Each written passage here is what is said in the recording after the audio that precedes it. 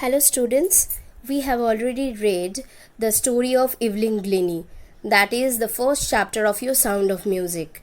Now today we will read about Ustad Bismillah Khan, that comprises of the second chapter of your Sound of Music.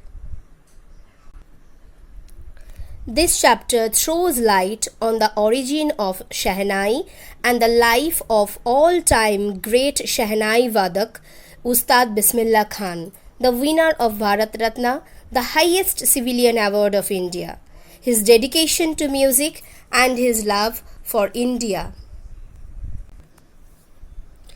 The chapter starts with the history of Shehnai.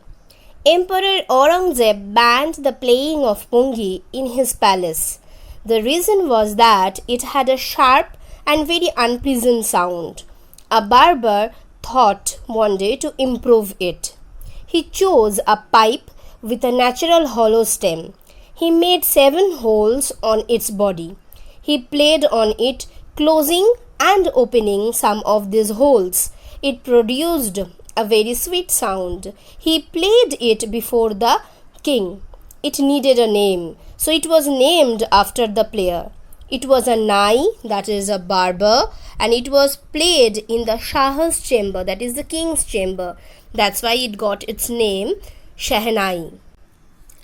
The sound of Shehnai was considered auspicious, that is sacred. So it is played in temples and at weddings in North India. Earlier, it was the part of the traditional music groups. Ustad Bismillah Khan has brought it onto the stage of classical music.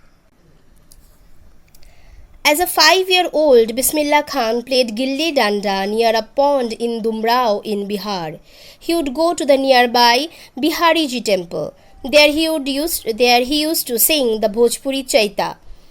At the end, he would earn a big laddu weighing 1.25 kg. It was on behalf of the local Maharaja. This happened 80 years ago. This little boy later earned the Bharat Ratna, the highest civilian honor of India. Bismillah Khan was born on March 21, 1916 in a family of musicians in Bihar. His grandfather Rasul Baks Khan was the Shehnai Nawaz of the Bhojpur King's Court. His father Paigambar Baks and other ancestors were great Shehnai players. The young boy Bismillah Khan took to music early in life. At 3, his mother took him to his maternal uncle's house in Benares. He was attracted towards his uncle's practice, the Shehnai. Soon he started going with his uncle Ali Baks to the Vishnu temple in Varanasi to play the Shehnai. Soon he started practicing the play of the instrument. For years, the temple of Balaji and Mangalamaya and the banks of river Ganga became the places where he could practice. The flowing waters of Ganga inspired him to invent new ragas. At the age of 14, Bismillah accompanied his uncle to the Allahabad Music Conference, the opening of All India Radio in Lucknow in 1938. It became a big break for him. He became a Shehnai player on radio. Bismillah Khan became the first Indian to greet the nation with his Shehnai on August 15, 1947. He played Raag Kafi from Red Fort to people like Mahatma Gandhi and Pandit Jawaharlal Nehru. Bismillah Khan has given many memorable performances both in India and in abroad. His first trip abroad was to Afghanistan. King Zahir Shah was deeply impressed by his Shehnai. He gave him a priceless Persian carpet. Film director Vijay Bhatt was greatly impressed by him. He has named his film Goonj Uthi Shehnai after the instrument.